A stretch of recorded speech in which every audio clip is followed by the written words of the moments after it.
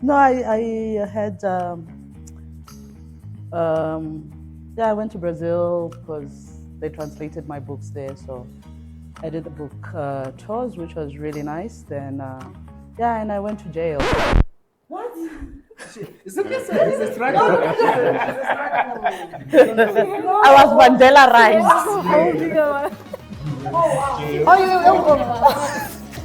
You had a hot year then. You were hot year.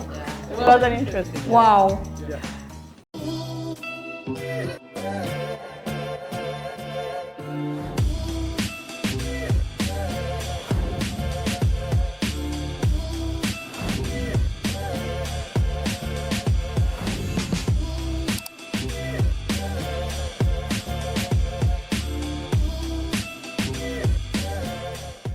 What happened in 2025? Well, I don't know. Guys, there's a lot that happened in 2025. So that's why today we decided to pause a little bit and then just look back on 2025 just to reflect a bit. So let's just look at our winnings, our setbacks, what did we do wrong, most importantly, what lessons have we learned? So in 2025, I think for me, I can say, I don't know, there is no way to summarize 2025 for me, but it was quite a challenging year. There was a time when I actually told my team that I think basically, that's what was happening, because everything that we wanted to do, we didn't do. There was just something that was going on. I don't know what was going on. And then today, that's why we decided that as Bookmarked Conversations, we are going to have this podcast where we are looking back, and I'm very, very excited with the panel that is sitting behind me. Guys, my name is Penny Mtali, and I'm your host for Bookmarked Conversations, and today I'm going to be talking to the panel behind me. I have executive producers, scriptwriters, musicians, entrepreneurs. They're going to be talking to me about their 2025. They are going to be telling us their juicy things. What happened? What did they lose? What did they win? And most importantly, I want to know what mistakes they made and what lessons can you take away as viewers, and then you can just make sure that in 2026 you do not make those mistakes. Hello guys, I'm Kenny Mtali and welcome to Bookmarked Conversations. And today I'm joined by a panel of creatives. They are creatives in their own rights, in their own fields. And today they'll be telling us about their wins, about their gains. And most importantly today, we are talking about 2025, guys. So just to start off on my side, I can just maybe share on my side what happened in 2025. 2025, when it started, me and my team, we told ourselves, you know what, this year, this is our year. We are making it, we are killing it. So we are killing it. So we went on January, just when the year was taking off, like August, that's when it all just came down for us. I literally did not want to hear anything about my brand. So I have different brands. I have a skin brand that I launched at the end of the year. Majority of you knows me in the book space with the book club and those kind of things, and also on the podcast and the magazine that I launched. So I did not want to hear anything. Literally, my house, you guys who have been outside, I wanted to throw everything on the road. That's how I felt. Each time somebody talked about the magazine, I was angry. I don't know what was happening. So it was a very, very bad year for me. And to answer, if somebody's asking me, Penny, what happened? Honestly, I don't know. I really angazi. So angazi. I think for me, the turning point was towards the end of the year, around December. That's when we launched the magazine. For some of you who know my magazine, Tagalani, you were there. So somebody sent me a WhatsApp, to say it's a 1-year anniversary for the magazine. And for me, I actually even forgot about that. And I was in my corner, I wanted to cry. I was like, this is my magazine, and I actually forgot about it, So much happened that actually made me move away from everything that was dear to me. you know. So 2025 for me was a very, very bad year. And there were good things. It wasn't entirely bad, but there was a point where I did not want to do anything, basically. That has to do with my brains. But here we are today, and I'm so glad to have everybody here that's sitting here, entrepreneurs, like I said, people are going to tell us about our businesses. They're sitting next to me, and he's in his hospitality industry, and he's done quite a lot, you know, in the space of a few months. And we'd like to hear a lot about that as well. You know, like what were you, you know, why you started that business, and did you think that it was going to be successful as it's actually happening currently?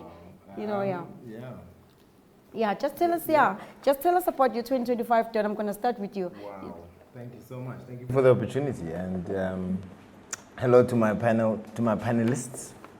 Thank you. And to our viewers. So, I mean, why did we start the business? We've been in hospitality now for 24 years. And when we started with, like, simply. We started as simply as possible. We did kids' birthday parties. So we'd come to your house, a house that you know, looks like this, and you're having guests over and you're celebrating your young one's birthday. So we ran what we called a private chef service. And at that time I was at school, the International Hotel School, and learning. So we'd learn Monday to Friday, and then on the weekends I would, you know, implement what I learned during the week.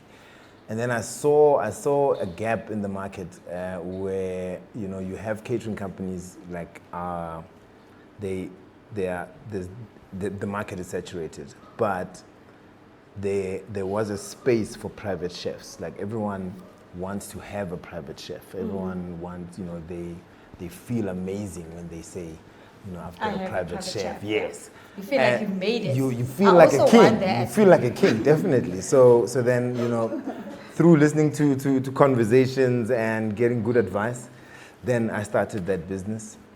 So that business is still running. And smoked chicken was conceived from an idea. So we were at a funeral, okay? And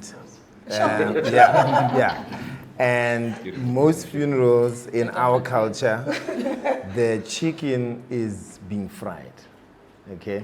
So if you have like a large setting, you will find the ladies are in a line, and they are cooking the chicken, and they steam it, they crumb it, they oil, you know, they put it in oil, and you know, you have crumb chicken. And everywhere I went, I saw this crumb chicken, and I was like, this is the most expensive way to cook the chicken. So I'm a fire guy. I like fire. On the weekends, you will find me making fire, putting meat, you know, on the fire, and we started smoking our chicken at funerals. Okay. So you'll come in there as a chef? We'll come in as a chef. We'll do like a catering service. There's 500 people. Somebody important is being buried, and they've called us out, you know, to ensure quality and food hygiene and all those things. But then I changed the game in terms of how the chicken was being made, right? And it worked out for us because we were trying to simplify the production side of the chicken. Okay. And that was tested over 7 years. Over the 7 years, we were like, what is the best wood we can use? What is the flavor that can be done? Yeah. How can we sell chicken back to our people? Okay. Because, you know, chicken is Chicken is chicken. chicken. It's well consumed. Everybody's got it in their freezer. And last year was really like the year where it all took off. I think in the beginning of the year we tested in different areas. We went to Alex. We thought we were going to do well in Alex. We spent 3 months there doing a test, and it didn't quite work out. We moved from Alex, we went to Midrand. We did the same test, didn't quite work. And then when we moved to Norkham Park, and then opened up our distribution lines with Uber Eats and, you know, talking to delivery services, then that's when, you know, things started happening. So would you say then for you, 2025, because I know your business took off like in October. Yeah. You know, that's when it started. Yeah. It started booming towards the end of the year. Absolutely. So would you then say your 2025 was how would you summarize your 2025? I mean, from a business point of view, it was an amazing year. because, having something that you've tested for so long and having it come together is a win. It's a big win. Yeah. Then Tumi is also an entrepreneur. Tumi, your 2025, how would you summarize your 2025 in terms of your business? You've been in a business, you're a young lady, and you're young entrepreneur, and you are in the coffee sector. So, so how would you summarize your 2025? How was it for you in terms of business? I think it was a year for cutting off a lot of the fat. I think as an entrepreneur and a business owner, there's a lot of things that you keep on you, a lot of weight. And last year was meant to be the year of the snake. So shedding, So I did a lot of, I know it's a bit philosophical, but I did a lot of that in terms of letting go of people who weren't aligned. It's very difficult to be strike a balance between being a disciplined, strict manager and or boss and being an empathetic one. And I felt that I leaned a lot into my empathy as opposed to actually being a little bit more disciplined in understanding what my vision was, what my goal was, and who I needed to achieve that. So last year was just a lot of shedding. And just like Don mentioned, it was a lot of that trialing until you get it right. So we had the space and the breathing room to be able to do that. So it was definitely a year for growth. I think for me, every year I measure it like that. I know that, sometimes it becomes a bit difficult when you're like, I didn't make all the money that I wanted to, but you have to look back at all the years that you have been doing this and say to yourself, okay, how have I grown incrementally every year, Because they always say is that if you get there too quickly, you're most likely to fall. Exactly. So just remember that it's a step-by-step journey, like growing from a child to an adult. Yeah. And I think for me, like I was saying earlier, there is just that one thing that will remind you of why I started this. When you hit those moments, and then you are like, okay, let me just live this. But then there is something that you will see that you'll be like, what? That is the reason I started. 100%. 100%. So I think a big thing for me with that is just looking at my own individual evolution. Yes. I carry a lot of social anxiety. I find it difficult to communicate with people, but this is what coffee has done for me. It's allowed me to open up myself, allowed me to talk in front of people, allowed me to sit at this table with all these well-renowned people, So I always just remember that thought that, what? It got you to be the person that you are today. Just keep fighting the fight. Oh, awesome. Sia, you traveled in 2025. I did. You did travel? I did travel a bit. Did you travel a bit? Yes. And tell us about that. No, so I was working with an organization that's based in South Africa and the Netherlands. And that journey with that organization came to an end for me in 2025. They had their vision, I had mine. Okay. Yes. It's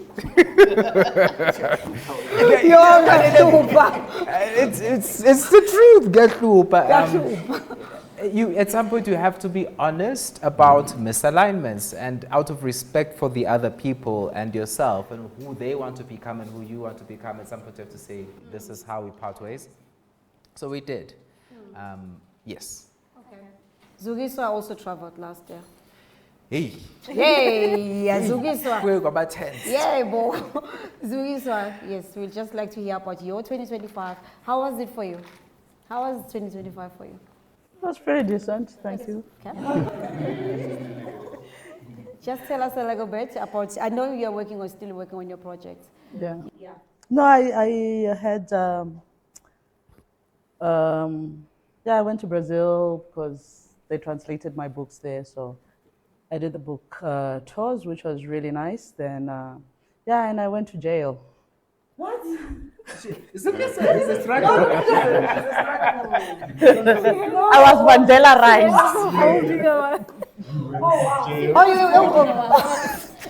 You had a hot year then. It was a hot year. It was an interesting year. Wow. Yeah. Oh, God. Okay, now what did you do?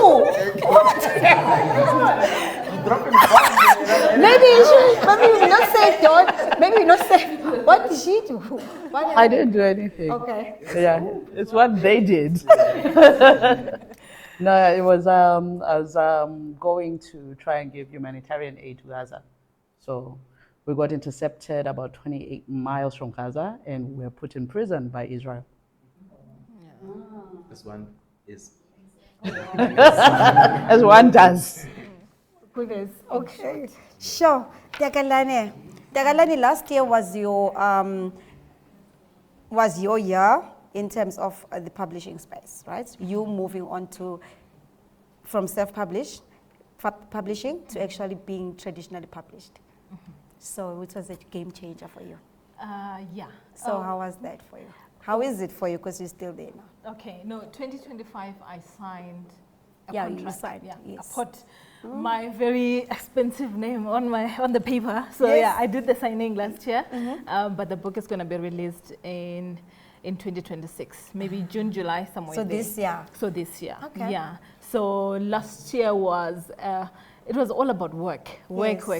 work, because you sign the contract, you must deliver. And I'm a mom of young, 3 boys and toddlers, you know, so it was just a hectic year for me. Yeah. And at And that you're time, still doing 9 to 5. and I'm still doing 9 to 5 as well. I'm running a business as well. I'm writing on the side. Oh my So who God. busy? Who you know? busy? So you know, so last year, I was thinking about moving to. Okay, I have been published traditionally before, Okay. by Kwela. Okay. However, just after one book, I thought, okay, let me go back to self-publishing because it worked for me. Because my plan is to one day, someday, to be a writer full time, but it Yeah. needs money for me to get to that point. So self-publishing was making it possible for me to get to that point.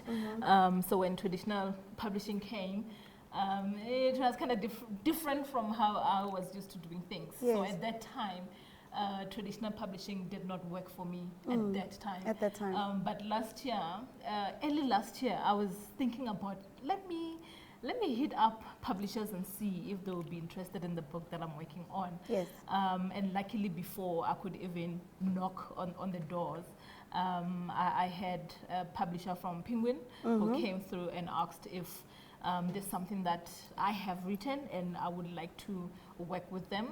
So because at that point I'm like, I am tired. I'm so exhausted every day from work. I'm exhausted with the boys. I don't have the time that I used to have. I don't have the energy. Yes. I'm Let them getting market the old, book for you. Let know? them do all those things. So it would Yes. be nice to have a Yes. team doing all the background Exactly. work for me. So then I thought, okay, let me give it a shot. And then so, yeah, we'll see how it goes. Awesome. But right now, I am more, it's not about money for now. It's Yes. more of buying the time. So we'll see how it goes. And then if it goes well with this book that we're releasing, then yeah, I think I'll stay for a bit of time because I need to raise the little boys that I have. Yeah. Okay, so the nice thing about today is we have executive producers here. We have people here like Angela Makholwa, who her book was also adapted into a series. And Angela, we'd just like to know about your 2025. How was it? I know you were working on it when we did a podcast last year, and you were working on something interesting. So, very interesting. Yeah, I think 2025 was a mixed bag for me because I'm an entrepreneur and an author, and now a television producer. So I think the biggest challenge for me was the realization that I can't juggle so many balls up in the air, otherwise something is going to give, and I did not want to be the thing that gives. Yes. So I decided to streamline my businesses. I sold one of the businesses to somebody around this table. Oh! Really? That is interesting. So I had a print and branding business. We printed novels and Yes, brochures where and all of actually that. interviewed you. Interviewed me. Yes. So Takalani and her partner, husband partner, relieved me of that business, which I'm very grateful for. So I sold the business to them, and I think they're doing great. So that was one of my big business moves for last year. Because, as you're saying, television has actually stolen my heart. Yes. I mean, writing will always be my first love. But the world of production, it's very challenging. It's very, there are so many variables that are involved in it that could go wrong at any time, and it could cost you money and time and. But I have found that in spite of the trials and the tribulations that I encountered, especially with the project that I was working on last year, I know it looks good. You're going to see it on screen soon. This year, definitely. Unfortunately, the streaming service that I'm working with doesn't allow us to say, as producers, to announce anything, obviously, before they announce it. So I can't really say much about it, except that it's an adaptation of one of my books. And I produced it, I created it, I wrote all the episodes. And the only thing I didn't do that Tyler Perry does is acting it. So I was Tyler Perrying up in there. So but it's very exciting. So really looking forward to that. And of course, Red Ink, which was the best. the year before, is already streaming on Showmax. So I want to do more of that.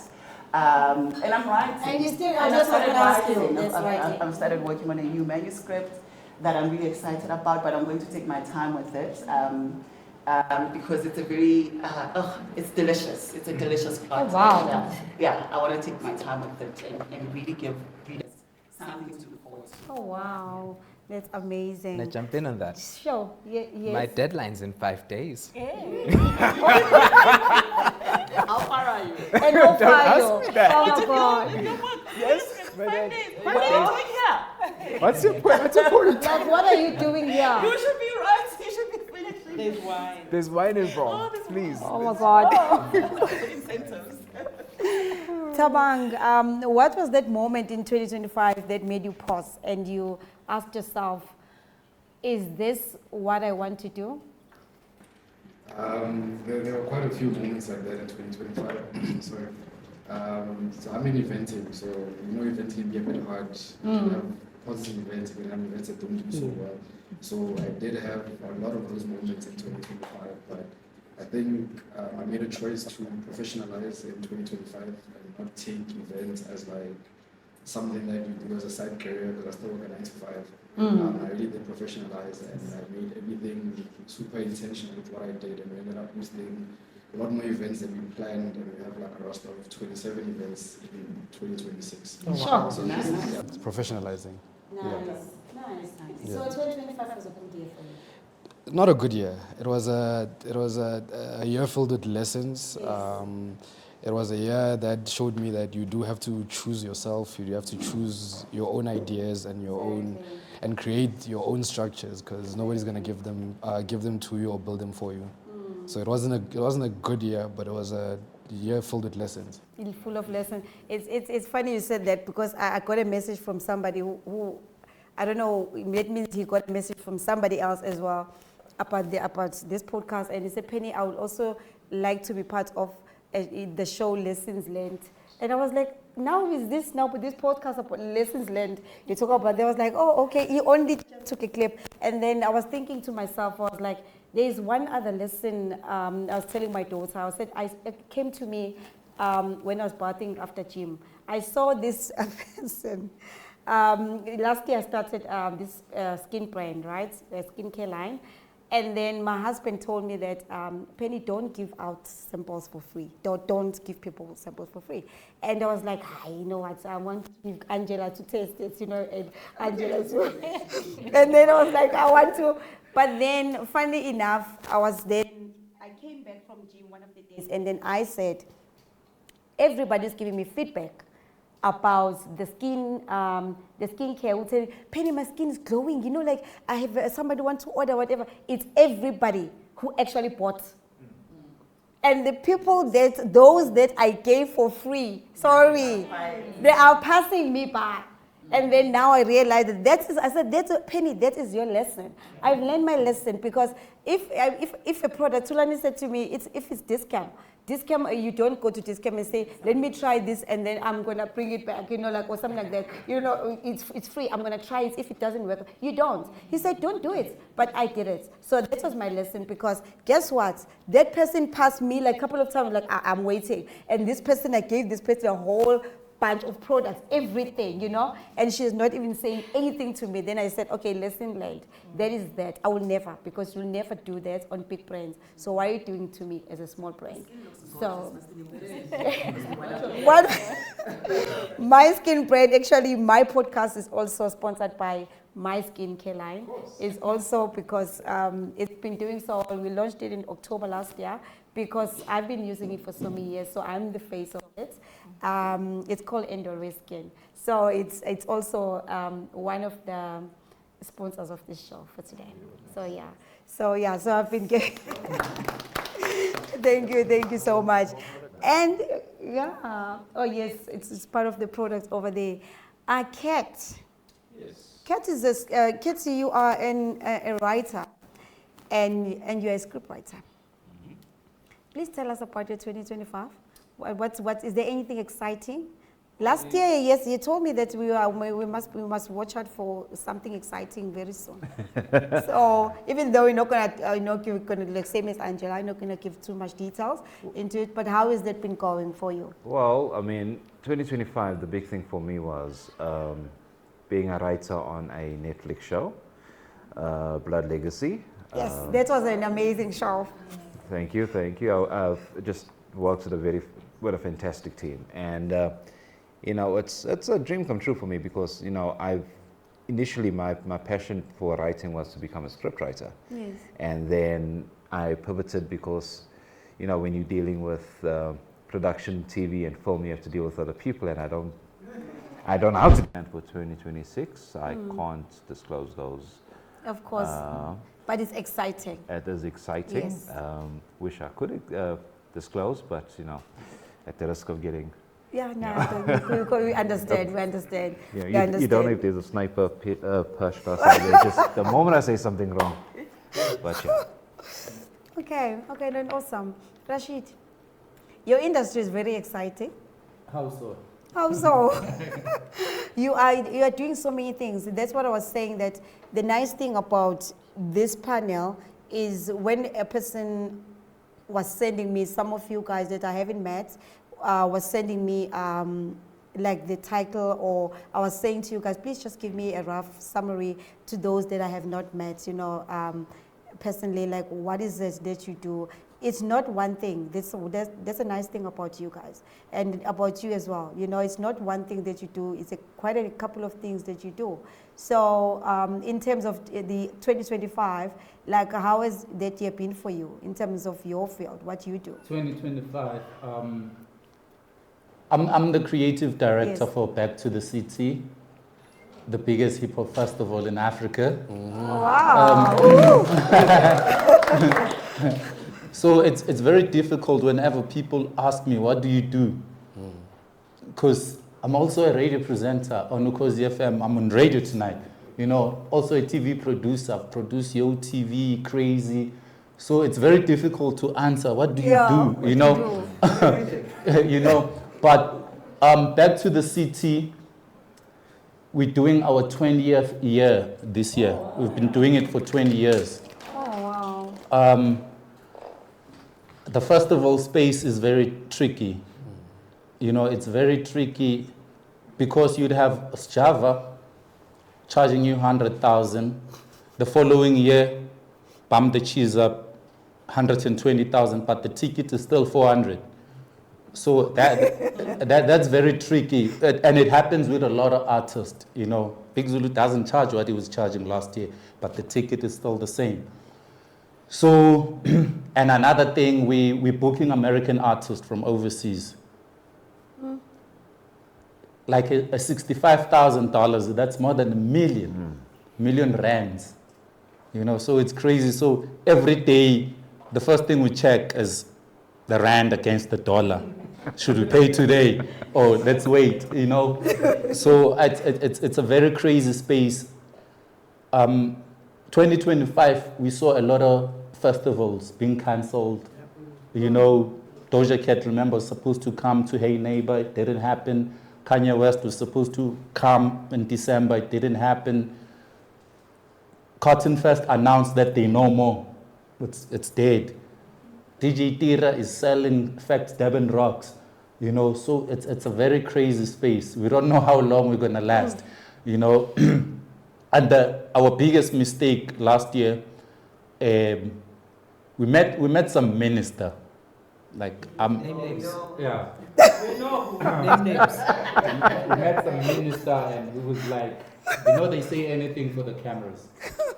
We're gonna give you guys, your company, 12 million to do this and that. And then we started planning around that budget.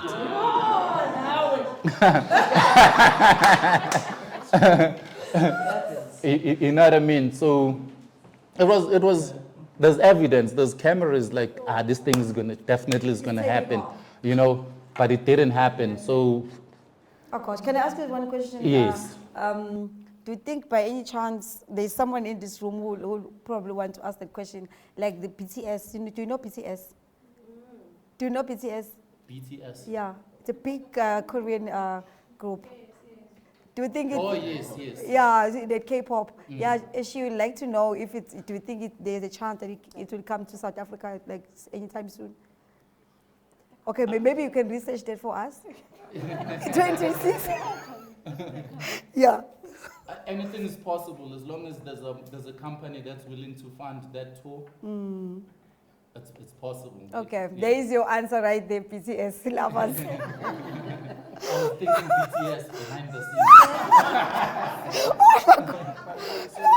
scenes. If I may jump in, how many people? Because if there's one person who's interested, there could be more.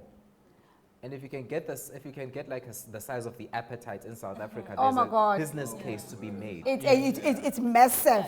It's huge. It's Yeah, how actually many... all parents know. All parents, like, yeah. It's So like, there's an appetite for it. There's a market. Yes. There's a huge, yeah, there's a huge... I'm not saying I'm drawing up the business plan.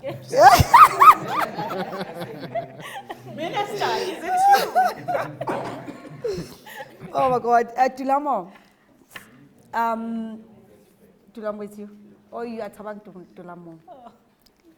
So Tabang Tulamo. What was the moment in 2025 that challenged you creatively, emotionally, and spiritually?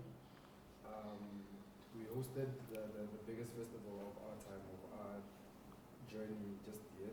We hosted an event called the Bell and Soul Summer on the 6th of December last year. So I think that the moment we made the decision to actually attempt that was that moment. We've been doing a lot of events with Black Love and State Theatre. Hosted a lot of events at 012 Central in Pretoria, so I'm from Pretoria. Yeah. So the moment we actually took the step, the moment we actually took the step to actually attempt to actually host the festival it was a very stressful moment. We looked at the budget, we looked at how much money you're going to need. It's the first of its kind.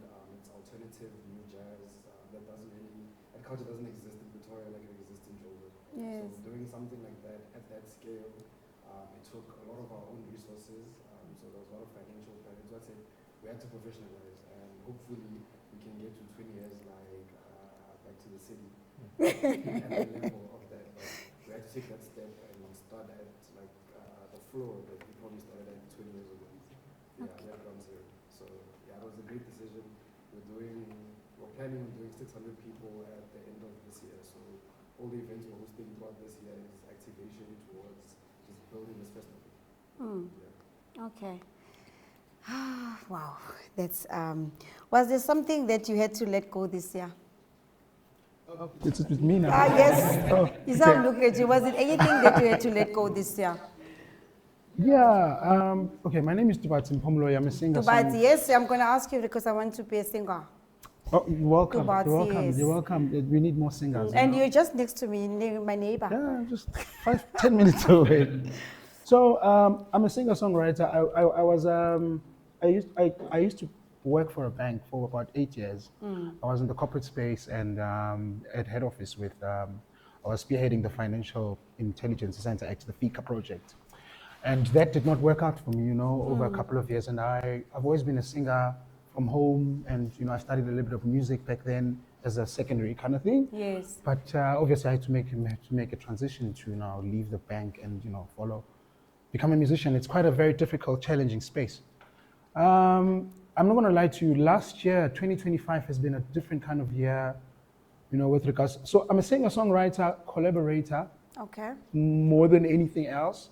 I collaborate with filmmakers, singers, songwriters, dancers, sculptors, poets, any filmmakers, you know. Okay. So, but what I bring in there is the art of music, because, you know, without the taboo of whatever conversation that has been put into, so I can bring that to life, you know, through my singing, you know. Yes. And so I had to let go of doing things out of the norm last year. Yeah. I would have wanted to speak more to how I got to this part, because I found myself working with a lot of television last year. I did a song for, so fortunately I recorded an album, a double album with Umsaki. The album is called Synthetic Hearts. It's beautiful, it's amazing, with a French celloist from, his name is Clement Petit from France. So that music has been finding its way through. I don't sing or write love songs. So what do you write? During COVID, I was Kowisha, you know.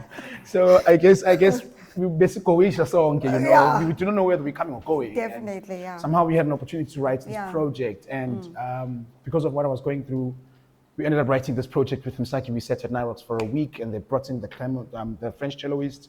So the music found its way into Netflix. There's a series playing right now called Emily Lives in Paris.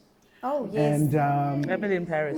Emily in Paris. Yes. I was crying. I was just sitting watching that thing last week, and then she walks up the stairs to look for her friend, and then her friend has packed her things and left. And then the song comes in, "Stay as you are," and I was like, "Oh!" You know. So in simple terms, I let go of doing things out of the norm, having to wait for, as a singer-songwriter, for someone to call me and say, "Hey, Jonga man, dine show up and ndiyakudinga khawuze apha and come and play, Jonga, ngizokunika this much." Nah. So last year, I've stopped doing that, you know. Yeah. I've somehow, there's a tricky thing to it, because if you stop doing out of the norm, you follow what the universe is giving you. And last year has been giving me a lot of film work over and above. Obviously, again, the festival space has been quite quiet for the longest of time since COVID. A lot of festivals have been, and Tina, that's how we strive. That's how we make our daily living. You know, we have to get out there, get on stage, play music to get paid. Yes. You need to go teach kids. You need to be out there. You know, so film somehow came my way. You know, I as a creative and a singer-songwriter in Johannesburg, you get to meet a lot of people thanks to having these kind of tables where we can sit and meet creatives. Yes. I met a guy called Justice Mukele, who's with Romance Films. And they were doing an advert for F&B, and they needed a singer who's going to play Mbira and African indigenous. And he was like, "Yo, bruh, you know, hey, I think I've got this part and you best fit the part." And I'm like, "Really?" But I had to take that opportunity and say, "Hey, I can do it. You know, let me get in there. I don't act. I'm a singer-songwriter." But I had to write music for that and also play a part of a scene in that. So meaning, I had to let go of my natural norm and try and get into where the universe has been taking me, you know. And then AFSA comes through, "Hey, we are doing this new advert about this lady who just left Emakaya, went to Joburg, studied, bought a car, going back." You know, the typical story where you leave home and you come back with a car, and then they took one of the songs from, you know, the album called Zibonagalisa, meaning "Show Yourself." Nice, yeah. So I'm finding myself in that space. It's something also we need to be careful of what we say with our words. Now, coming back to the spiritual question that you were asking from the brother, you know, it's a very spiritual thing, because what we utter with our words comes into place. What we think, you know, it's especially as Banabatari and Africans, you know, living in Africa, we have that strength of thinking or saying or, you know, even wondering. So, the universe has been taking me towards certain directions and following, but my thing is, there's a danger with that, because I realized that there's been a shortage in terms of work that I needed to achieve or do last year, because I let the universe or someone else decide for me to say, "Hey, we're going to go to Europe and tour this album that we did last year, or we're going to not tour South Africa. People are going to call and want shows. We're not going to do it, but we'll do it next year because of capacity and time." Now, what happens, Mina, I'm sitting, waiting, having to find, because now my plans have stopped because I'm in a project that's dependent on other people. which is why I was a part of certain bands and I worked with people, but I found a thing after COVID that I learned that it's important to be able to know how to do things on your own. Being solo in a business entity or a musician or whatever, it's easy for you to decide how to move, where to move, when, and how much you need for it. Exactly. Because if ni 5, ni 6, you need to book 6 hotel rooms. You need to think flights. You need to think food, accommodation, and all of that. It takes forever to decide for 6 people, over and above 1. But if ni only 1, but in I can be able to get on stage and perform and make the performance sound as if there's 12 or 6 of us in the band, but there's only 1 person. Meaning I have to go out of my way to find ways of what gadgets can I use? Do I have to buy a loop station to loop the voice? Or loop a drum? Create a drum with the guitar or with my mouth and therefore make it sound as if, so that the thing carries on. So it's finding ways of doing things differently on your own. And that's basically what you learned last year as well. There's a lot. I don't want to chew too much on it. I think what you were saying just now, words and also our mindset as well. That's what I learned last year. Yeah. For me, words, like I was saying at the beginning, there was a point when we actually spoke amongst ourselves. There's yes. That's what we thought. We uttered that word, we said it. But then there was a time when I started now becoming very positive and saying that there's nobody who targeted me, and I'm not going to allow it, or if it's there, I'm sorry, I'm not going to allow that person, but then, or that thing, or that, I don't know what, spiritual or whatever it is, whatever is happening, but maybe there was nothing even there, it was all in the mind. So the minute I changed my mindset, I told my mind, I said, no, this is not me. Whatever it is. And I started even writing about it. And then some people at work, when I was posting, maybe driving, taking a picture, and then I didn't know that whatever I was doing, I was helping somebody else. Absolutely. Then I will get messages from people saying this, Penny, I think it's like you were talking to me today. But then I was talking to myself. All those positive things that I was saying, that don't dim your light for somebody else because you're shining a lot, do not do that. And then while I was saying all those things, some people were taking them and they were probably at that time, at their lowest moments. Yeah. And then they were writing to me and saying, Penny, I think you were talking to me today. So I started doing those things and they were helping me and as well as helping them as well. So it's very, very important is that what we say as well as what we think. Because also our minds are very, very powerful. It tells you something that's not there. Absolutely. So it can be good and it can be bad. Can I just quickly just You must Tarata back. Tarata back for fire. Can I just quickly just add on it? Yes, based on the question you're asking. So I don't think it's something that I've let go in 2025. It's something that I'm letting go 2026, beginning right at the beginning. Because it's for the lessons that I've learned. Maybe also it will apply to someone else, and I hope what I'm going to say will also motivate someone else. But we need to stop belittling ourselves, number one. You need to stop doubting yourself, doubting your thoughts. Also, you need to stop banking on other people to make your things work. Amen. That's my number 3. Exactly. My number 4 is, look, great works are performed not only by strength, but there's perseverance as well. We really have to persevere in there. Exactly. And it's a patience game. Exactly. It's the same thing as what Tagalani was saying earlier on. It's not about money at this point. Yeah. She's writing, she's doing everything that she knows where she's going. Yeah. So she's not looking at money at this point. Because if she does, the minute you do that, then guess what? You're not going to do anything. Because you're going to be at that point that you are saying, you are still crafting your work. You know where your journey you can see it. But then you are not looking at money. There's a lot of things you are doing to get to that point. You're still doing your 9 to 5, by the way. So it's not a bad thing. It's not a bad thing completely. So she knows where she's going. So even if you're not getting anything at the moment, but it's okay. Yeah. So also I wanted to just add on that, just the last one, which is point number 5 for me. Let's try not to chew on too much, because if you chew on too much, you might throw up. You might not. You might have a problem, literally. So but you guys have different 5 titles. 5 titles. I mean, I'm saying some people you have 5 titles. I mean, like. Oh, yes. Oh yes. Yeah. And the economy doesn't allow us to have one. The economy doesn't. That's another thing. So I just wanted to say, There is another thing. just take it me as a singer-songwriter, I take it one song at a time. I write one song or sing one song at a time. But in a nutshell, let's take it one step at a time. We don't have a lot of time. There's another thing. But we have a little bit of time. So yeah, those are the kind of things I think I'd like to really change going forward. Okay. Yeah. Okay, Angela, in your field, you are a writer, I mean, for a long time, right? Was there a point maybe last year where you said, you paused and you said, you know what, I still need to learn this. I thought I knew this, but I didn't. Oh my goodness. No, that is my philosophy. I feel like, especially as a writer or any kind of artist, you can never truly say that you've mastered your craft because part of the practice of the craft is actually the doing of it, right? And learning. So I felt, and right now, for instance, with the manuscript that I'm working on, I am feeling challenged because you want to elevate your craft all the time. You don't want to feel like the novel that you're writing, and this is maybe a personal thing, maybe personal pressure that I'm putting on myself. It shouldn't feel like and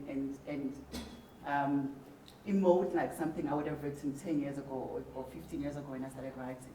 So I think that's part of the dedication to the craft. I mean, even in anything that I take on, I don't come in with the presumption that because I've written novels, it means I can write a screenplay.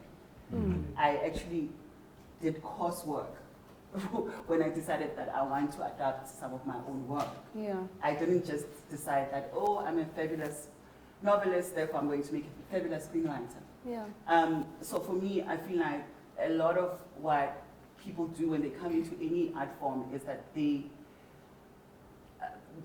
assume that because it's a talent, oh, you're so creative, oh, you're so amazing, oh, you're gonna nail this, then you just come in and think, you have to respect your craft. And there are so many rules in screenwriting, I'm sure you can attest to it, that actually affirmed that I needed to do the work, I needed to train for it, exactly. I needed to learn, Yes. I needed to be humble enough, even in the writing room when other writers were helping me to adapt my book, to understand that television is not my playground. I'm new, I'm like the new kid on the playground.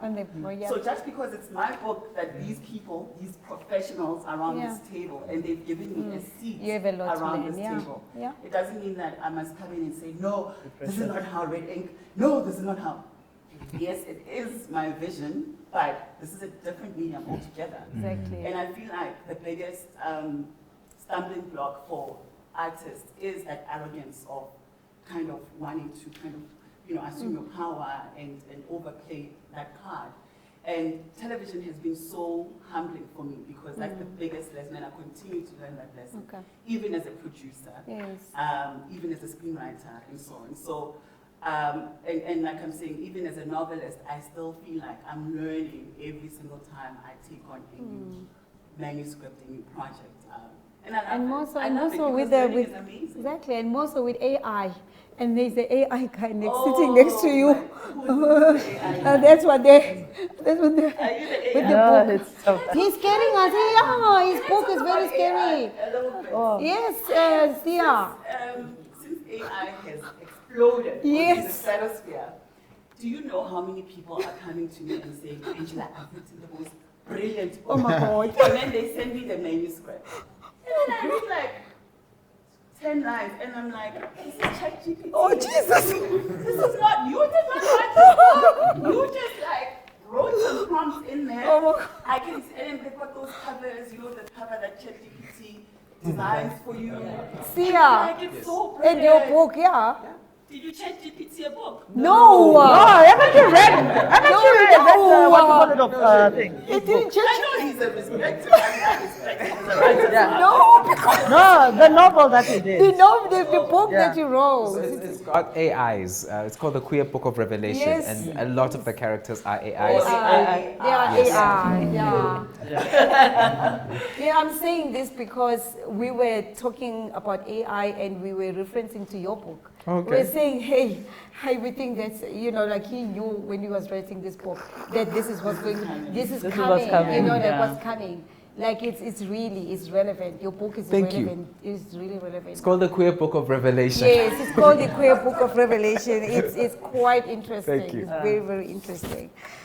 Okay, so Tumi. So when you in your line of work as an entrepreneur, so there's a family, right? You have your family, you have your relatives, like extended families, how we are, with blacks, if I can put it like that.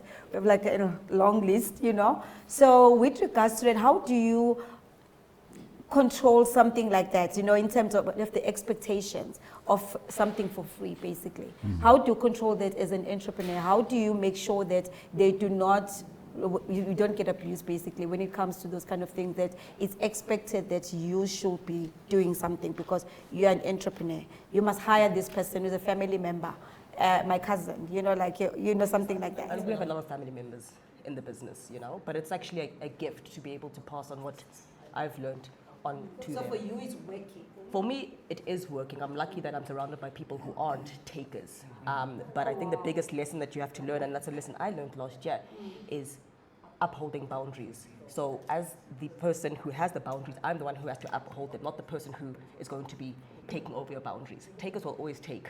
I have to learn not to give, So and that goes back to what I was saying about that empathetic part of yourself. You want to give, you want to share because somebody's asking, but you have to know what your line is and what your boundary line is, and I'm responsible for holding that up, So I've been in a privileged enough position whereby I haven't had people try to abuse it, and we do it's a trade-off, it's a trade exchange. I bring people in, I teach them, but I expect that they're going to give back to me in trade, because I work in a trade business, so I teach you, you work, and that's how it goes. There's no free lunch, there's no free meal. There's no free. Yeah. And you don't. You're serving nice chicken. A relative calling and asking you to bring food. Yeah, I just got asked that question when I landed here. They're like, "Oh, you do smoked chicken. Why didn't you bring the chicken?" I'm like, "Well, I wasn't commissioned for this job." Yeah, so very much like what Tumi said. So that product is your profit margin. It's your bottom line. And if you are out here saying, "I am selling meat, I'm selling chicken, I'm selling food," I am selling it. I'm not giving it away. Right? But have you ever been in a situation where you have to actually draw that line when somebody's saying family? Because I don't know how I will handle something like that. Sure. Now somebody's telling me that we haven't eaten in a few days, and I have a chicken business. Sure. No, that's a different story. That's a different story. So we actually have a department for that one. So we have like a CSI department where we feed 650 children every Sunday. And whatever in the week has not been sold, we do give that away so that it doesn't go to waste. But, somebody who can afford to pay for our services, we say, no, we want you to pay pay. for this. We wanted to pay. We just thought you had. No, sure. So, but like to answer your question, at 8 years old, I was selling my grandmother's bottled Archer. And I had 5 bottles. After when I came back from school, I used to sell a bottle at 20 rand a pop. And everyone that I knocked at said to me, "Where's the taster?" Right? Yeah. So I was like, "You can taste the whole bottle for 20 bucks." So I learned that very early to have the boundaries, buy the thing, and then you can taste it. You can taste the whole bottle for 20 bucks. You can taste the whole chicken for 250. And hello, let's get it going. Okay, so you are an entrepreneur. Absolutely. Definitely. Absolutely. Okay. Yeah. It's my bottom line. So it's lesson, guys. No, Viewers you need to set boundaries, otherwise you'll go under. You'll go under. You'll go under, of course. You bought them, you spend money to buy the product, and then like it's unless you make provision for promotion, and that's what you're talking about. So Okay. On boundaries, can I just add there? It's not always the case. Me, as someone who does festival, The mayor will come with 30 people, blue lights on the day. Sure. There's nothing you can do. Yeah. You must find them space. You must find them space and Yes. they always do that, and there's people in the industry who think they're important. You know, we'll get a phone call. Yo, I'm Tipu Touch, I need VIP parking. Like, who did you arrange with? You know, like they use their names to. Okay, just to walk their way. Yeah, so boundaries are very heavy. You don't want Yeah, exactly. Because now you're thinking maybe you need this person also. Yeah. You know, for the next, I don't know. Yeah, you festival. don't want to. You're not make enemies in the industry that you had. You know, so it's very tricky. What will you do? I'll get money out of them. You force Tipu Touch to pay. Yes. Yeah, we offer that service at. If anyone can do it, Sia can. See, I can. We offer that service. The thing you just asked for, I will cost it on the spot. We'll price it on the spot. Yeah, we can do that. The mayor Really? For 10,000 rand, I can't. The package will someone come out right there and there. The blue light special. Exactly. They'll make life difficult for you. Yes. In business, people. I'm saying they'll go stall by stall, checking what you're selling. Do you have a health certificate? And they'll make life difficult for you. Wait, now, why is your health certificate? Oh my God. Somebody's selling quarter. Yeah. Then we will dig up dirt on them and blackmail them. Did I just say that on recording? Like guys, old school. Oh my God. And this is a question here, Tagalani.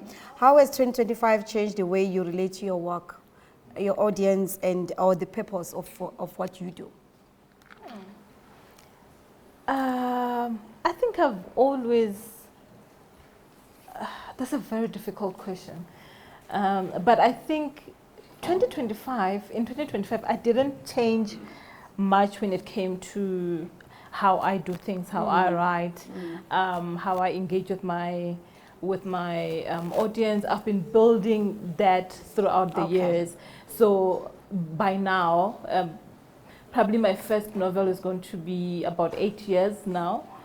So I've been in the business for 8 years. So I've been building that, and it's just that last year I kind of was at the background of the writing more than I'm usually in the front. Usually I would engage with my readers on Facebook. I would write on Facebook just to get more readers in, to get to read my work and buy the books and stuff like that. So last year I didn't get a chance to do that because of how I was overwhelmed with a lot of things. And Angela did say that she sold the business to us.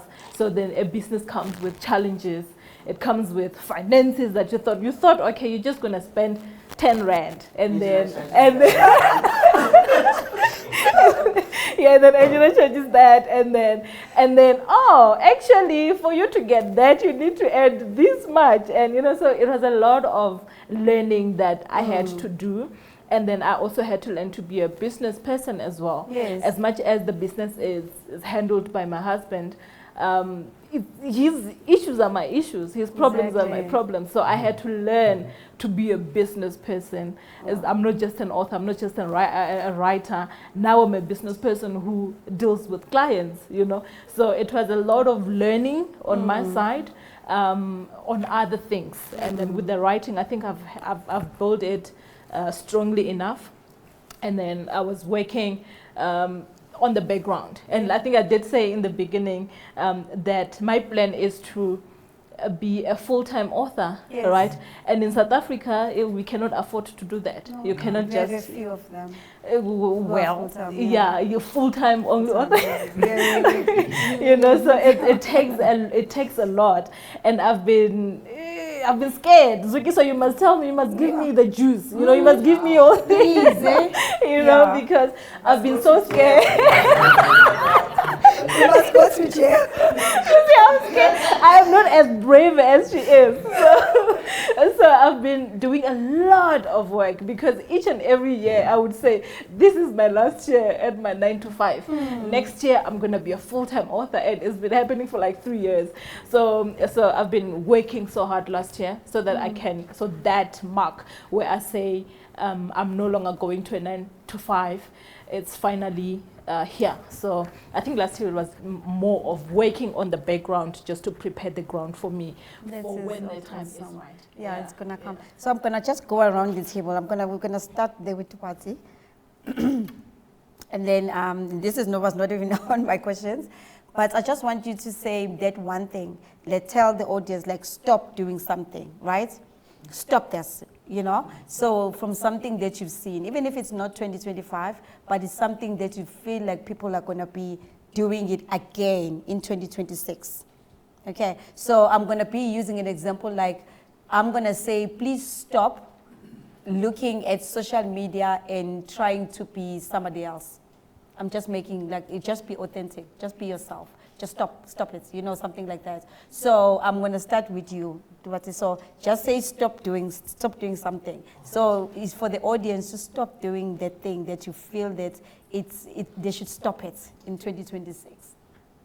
So at least you guys are far. You can still tabang, you can sweat. That's why. Yeah, stop it. All right. No, thank you so much for that opportunity. I'm going to try and be as honest as I can. I want to say this to the people and the audience who are watching, and as well in the room. It's actually two things, you know, somehow they're in line. They're taking things for us. Okay, I'll stick to one, but sum it up. I'll collaborate them. Procrastination. We need to stop procrastinating because it is the mother of all biggest mess ups. And social media bullying, for me, is not just for artists, creatives, adults, but also for the next generation that we're trying to raise and grow, especially as a black child. I think we need to stay away from that. We need to stop bullying each other on social media because it's not setting out the right platforms and the right way of life. For me, if as a person, as a people, if we can start practicing just not doing those things anymore, I think we could get somewhere else, somewhere healthier. Thank you. Thank you. Yes. From my side, I think somebody also mentioned it around the table, is just stop chasing money. I came from a corporate world. I set up 2 or 3 businesses, and each and every one of them failed because, they were ways for me I could see how they could make money, but they weren't my passion. And then about 3 years ago, I decided I'm no longer going to chase money. I'm going to pursue my passion. I'm going to look at happiness. I'm going to chase happiness. That's what I'm after. And these last 3 years have been the best 3 years of my life, both happiness-wise and financial-wise. Beautiful. So, don't chase money. Money will come when it's ready. When?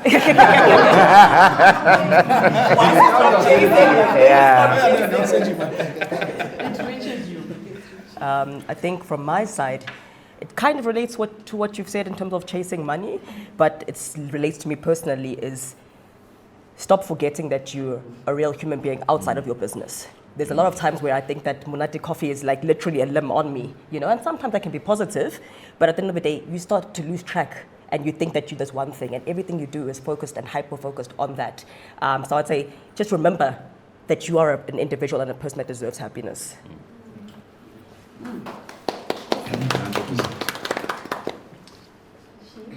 It's on me. So, yeah, whoever is trying to host festivals or already hosting, stop thinking you're gonna make money from ticket sales. For real. Like, we get the broadcaster saying we want 3,000 tickets to give away. You have the sponsor saying we want 1,000 tickets. Before you know it, 5,000 tickets gone. So we've mastered the art of selling space. This space, Hennessy, this much, Castle Light, Red Bull, we selling space. We selling space to people like Don for food stalls, to come and sell their food, clothing stalls. So if you can master the art of selling space, you'll make money without worrying about tickets.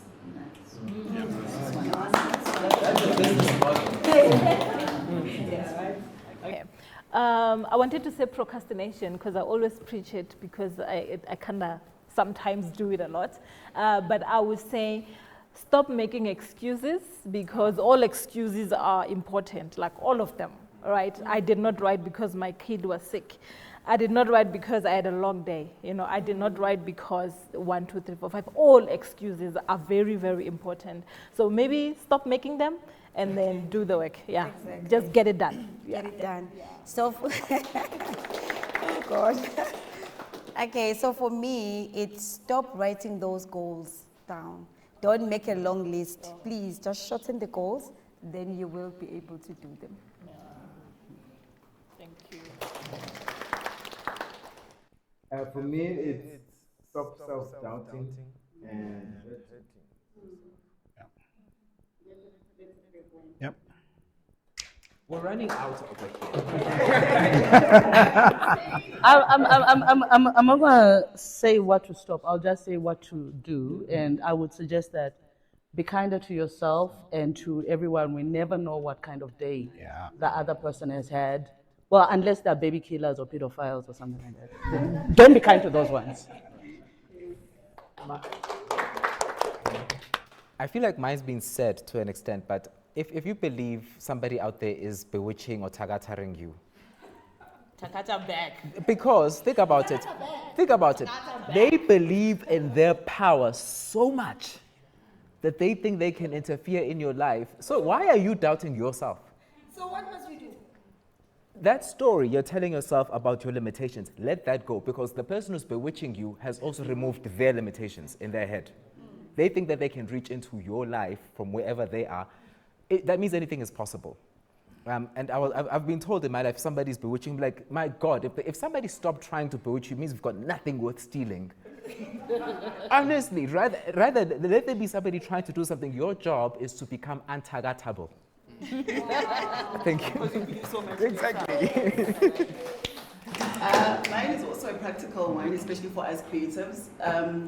Don't be overly reliant on AI. I said it before. We use AI, it's a good research tool, but you as a human being are the original blueprint. You see, so your intelligence has to be superior than AI. So it's about relying more on yourself and trusting yourself and not allowing doubts and am I innovative enough, am I creative enough, and then allowing an AI tool to kind of take over what God has given you, like the talent that you've been given. I think on this side we're saying the same thing, like trust in your plans. I think in my life a lot of things, all the things that have gone wrong is because I derailed from the original plan. So God gives you a plan, it was given by God to you and just you. So you're the one who can understand it, you're the one who can actually pursue that plan. So trust in your plan. Awesome. So Rashid, I'm going to ask you this one. What do you hope listeners take away from this podcast today?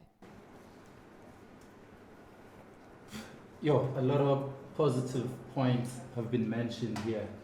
I hope like whoever's relating to whatever that was said takes it and run with it. Yep. Okay.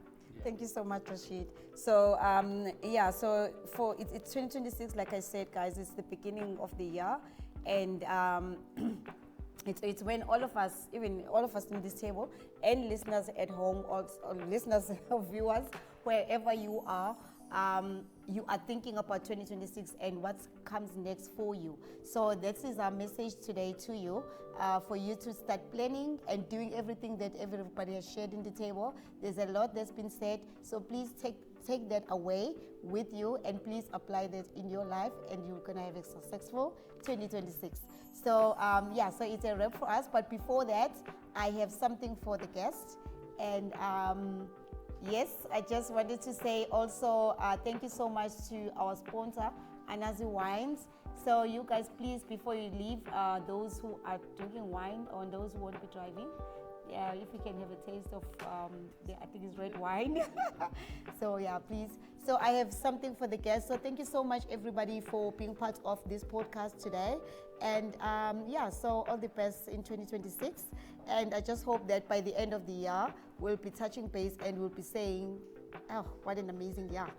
Yeah, not like 2025. It will definitely be that. So this is a small gift from Bookmarked Conversations that we just want to say thank you so much for coming today and making time to come to our podcast. Thank you so much.